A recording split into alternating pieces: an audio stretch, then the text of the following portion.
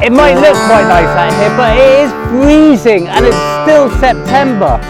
I haven't got my thing plugged in yet, my speaker. I'm in the area which I've been to before on a couple of these videos. The interference from the electric fence is appalling, but if you get used to it, you can sort of tell, or you can sort of stop yourself on what might not just be a beep, beep, beep sort of jittery thing. And as I said, it's absolutely freezing, but really nice to be out. It's very Roman here, and I found a couple of small coins already, but I've got down here what I thought was a silver Roman, and I've not found a silver Roman in this field, but it's not, it's just a hammered. Oh. I am kidding, I love finding hammered coins, of course I do, don't we all? It's wonderful. And I think it is, not only is it hammered, it's a short cross, and it's a whole one, which is brilliant. I'm just reading about the Plantagenets at the moment, and it's sort of brought life into the sort of the short cross coins and of sort of Henry II and John and Richard and all. It's wonderful reading all about them, but that's an absolute belter. So I'm thrilled with that. Wasn't expecting it. Don't really find much medieval stuff here. I hope you can hear me over the plane. Hope you can hear me at all. That might be better. Let's just wait for that to go past. Wow, that's lovely. I think I've said before as well, I've not found many short crosses, certainly not many whole ones. That's a lovely one. No idea who it is yet. We'll have to wait for that. But wow, what a lovely start.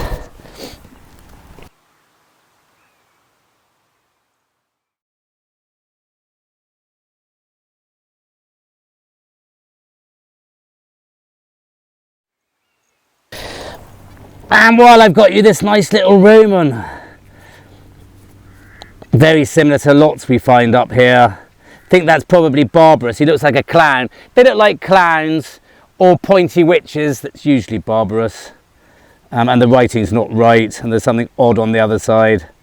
Well, perhaps not. That might be a good one. Who knows? Not that they're all good, because we love finding Roman. Well, I was here the other day. I could only do a third of what I was on because 2 out of every 3 rows was onions, just piled up, waiting to be collected. But now I can do those rows where the onions aren't. And I've had enough with the area of the electric fence. It will drive you mad. You've got to have nerves of steel to do that. I mean, it is possible if you're in the right mood. And I found another couple of little Roman coins. But the other day when I was here, I found 2 short cross cut halves, and I've now found another one.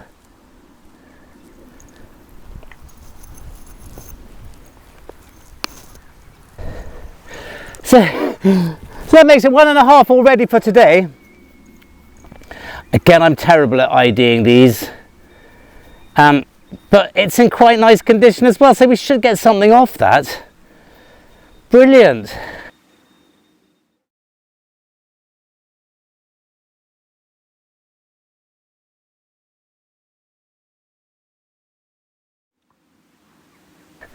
Gosh, that really sort of ages this field, but I have found Roman sacks and all sorts of things on it. It's hard work. It's not everywhere. You've got to really sort of go up and down, not finding an awful lot. Hi there and welcome to Headquarters, where we're going to have a quick look at these coins. I've said it before in videos, and I'm definitely at fault, and a lot of other metal detectorists on their videos are at fault as well, of just assuming that everyone knows what we're talking about. And with respect, I suspect about 90% of you do know what we're talking about. But I also reckon that there's probably enough people who don't, and why should you? So when we talk about head stud brooches, penannular, buckles and brooches and all sorts of things with technical names, I think occasionally we should explain what we mean. And so we're going to have a quick look at these coins, and I'm just going to very quickly go through it and explain the differences. The cross as a symbol on the back of British coins has been around for a long time. which probably owes an awful lot to the strength and rise of Christianity in the country. But you get them on the back of Saxon coins, Norman coins, and much more regularly you get them on the back of the medieval coins. But they became a pretty common feature with what was called the Tealby coin of Henry II. Now, they were called Tealby because there was a hoard found in Tealby in Lincolnshire in the early 19th century, and that's what gave them their name. I'll show you a photograph of them now. They're also called a cross and crosslets. They had a very simple cross and a very simple smaller cross in each quarter of the coin itself. That was around until 1180, when the voided short cross came in, during the reign of Henry II as well.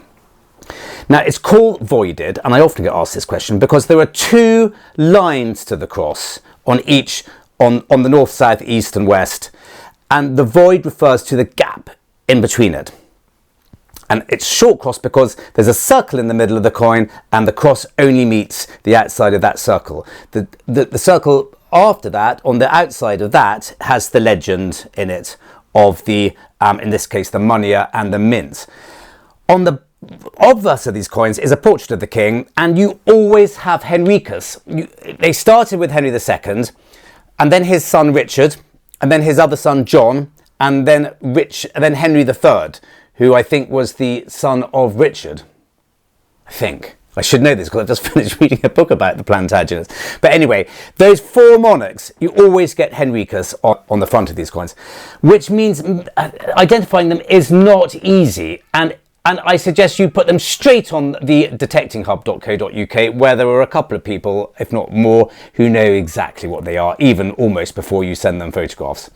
And I did this with this coin, and it is and I'll show you a photograph of my post. It is a Class 3 Richard. And if I get my coins of England out, I can now look that up and I'll know exactly what that refers to. I've got my cross and crosslets there, Tealby coinage 1158 to 1180, the short cross coinage of Henry II, 1180 to 1189. And I will look up Class 3, which looks to be well, I haven't completely checked out, a Richard III, Richard I rather. Anyway, that's your short cross. But by the middle of Henry's reign, the short cross coinage and circulation was in poor state. And on top of that, it was subject to what's called clipping. And that is shaving the outsides of these coins and taking little bits of the silver off. And when you had enough, when you'd done it to enough coins, you could make all sorts of things, including more coins. So the long cross was introduced. And that meant that the cross on the coins met the outside of the coin itself. And this was supposed to actually be able to tell, and you could easily tell, if a coin had been clipped. To start off with, you had voided long crosses until 1279, when I think it was Edward I decided that he didn't want the void anymore, and the cross became a single line. Now, that continued right through to the reign of Edward III, and I think I'm right in saying that you get crosses on the back of British coins right through to Tudor times, often with the pellets still in the quarter sections. So very quickly, what do we mean by cut halves? Again, I suspect 99% of you know, but just in case you don't, your penny was your standard coin. Now, until the reign of Edward I, where halfpennies became much more common, as did farthings, but again less common, the way of getting your change from your penny was you cut it in half. And this was made even easier on British coins, because cutting coins in halves was not peculiarly English, but your English coin was easy because you had a cross you could easily use to cut your coin. And then you cut your half again, and you come and you get your farthing. Tasky, you are filthy. You are not jumping up on me. And Tasky, come on, down. Cut your coin again, and you get a cut quarter or a farthing. And that comes from the old word, I think it's feorthing, which means a fourth. And they look like this, and they're absolutely minute. And you know your detector's working when you're finding these. As I said, come Edward I, you actually start getting halfpennies and farthings, and they're pretty small as well, but they are absolutely beautiful coins. So anyway, that's what I mean by long cross coinage, short cross coins, cut halves, and your cut quarters, or rather your halfpennies, halfpennies and farthings. So thank you very much for listening to all that, and let's go back to the fields. And that noise that you could hear, come here, turn around, was my son screaming in the garden. Say hello. Hello. And my dog, who's screaming, barking with him. Anyway, thank you very much for listening to all that, and let's go back to the fields. Say bye-bye. Bye-bye. You're a pain, the pair of you. Well, I think it's got to that time of the year again when the hat goes back on. Because it's not even October, it's freezing. It feels lovely to have this back on, but it's so warm.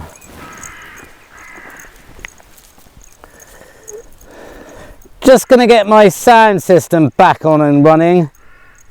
Because I've got a nice signal down here, and if it's no good, I've got something cool to show you anyway. I've said it before, it's a bit of a palaver this, but God, it works well. Gives the perfect sound. Right, let's go.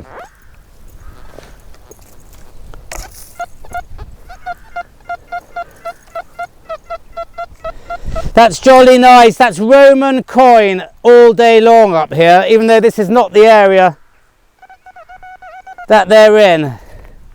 Let's have a look.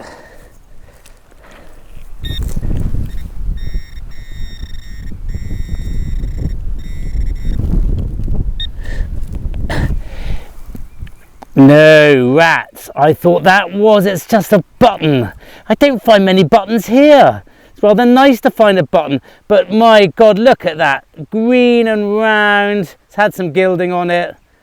Oh, I did think that was a... I thought that was a Roman coin, I've got to say. But now this gave a shocking sound. Real...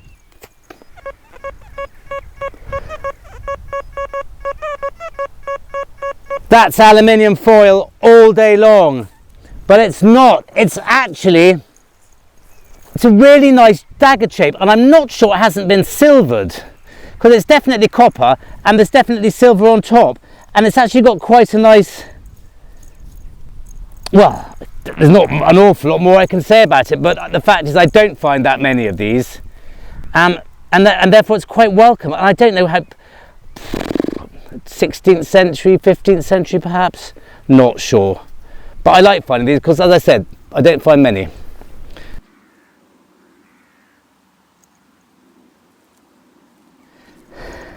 Well, this was really just about on the surface, so sometimes for the days you've got to call it a day. I have dug up a couple of absolutely minuscule Roman coins that I could hardly see, and they were giving proper signals. I'll show you. There's that one there, and there's another one. I'm not going to get them both out because I don't know where the other one is. But listen to this. Tiny, tiny. Sometimes you've just got to call it a day. And if you're bored with digging up very, very, very tiny things, just don't. You'll waste too much time. You might miss the odd cut half or cut quarter. I mean, big deal in the bigger scheme of things. It's time management, a lot of this metal detecting lark. And we weren't gonna not dig that though. That's a lovely one. It's a really lovely little Roman coin.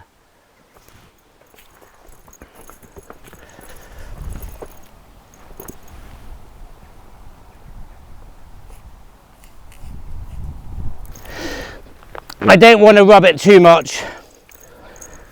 It can be a little bit abrasive, this soil, but there's a lot of detail on that. That'll come out really nicely.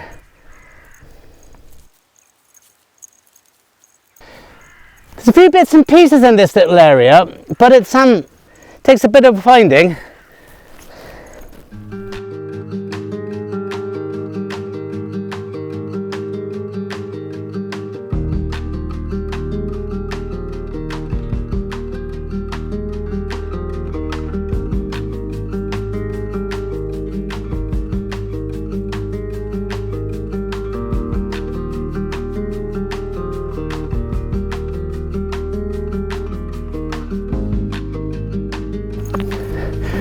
Well, I've just dug up another couple of tiny Romans. I'm not going to bore you with them, but it does mean that I'm digging up anything with it which sounds quite nice, and that is just perfect. I mean, that's got to be one, I imagine. I'm only saying that because the last 2 or 3 signals have been sounding a bit more high pitched now, even better.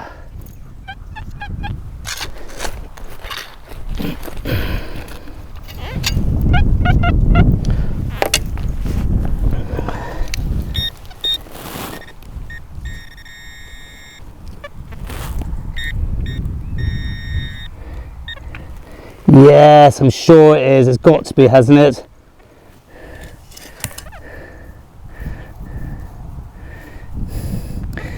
Yep. What an absolute beauty. Now, wow, there's a lot on that. I can't make out quite enough. I mean, it looks like it's got to be Constantine, I would have thought, or Constantius, one of those lot. I think it's one of the later ones because it's got the castle on the back, and what a castle. Wow. PLON, I think that's London Mint, and that's absolutely beautiful. What a cracking coin. Is it Crispus again? I'm not sure. But it just goes to show, worth live digging when you know. Well, I'm almost run out of time, and that would be a bloody nice one to end on. But we will go on just for another 10 or 15 minutes.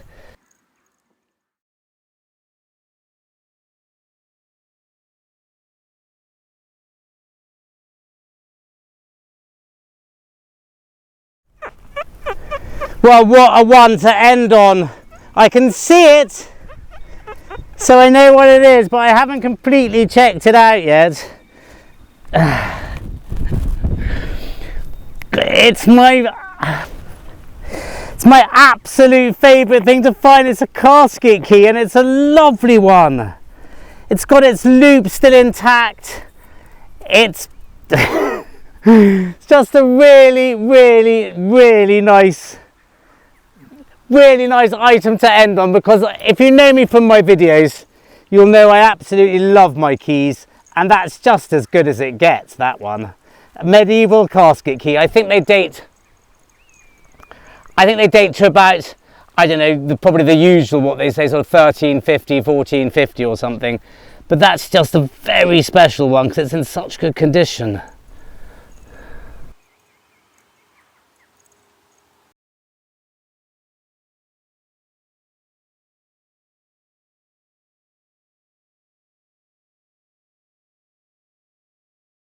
And while I've got you, I found another couple of Roman coins. These are these tiny fragments I was talking about earlier. Look at them, just so minute. I mean, one does get a bit bored with finding them, I'm afraid. And that could be quite nice once it's cleaned up. I don't really know, well, you can see someone on that side, just about. Yeah, you can see his face. And rather nice fragment there. Definitely got some nice bits, nice things on it. Thank you very much for watching. That was really, really good fun. I really enjoyed that. Lovely being out. It's a bit cold, but just nice and sunny, so I can't complain. And that's just the icing on the cake. See you next time.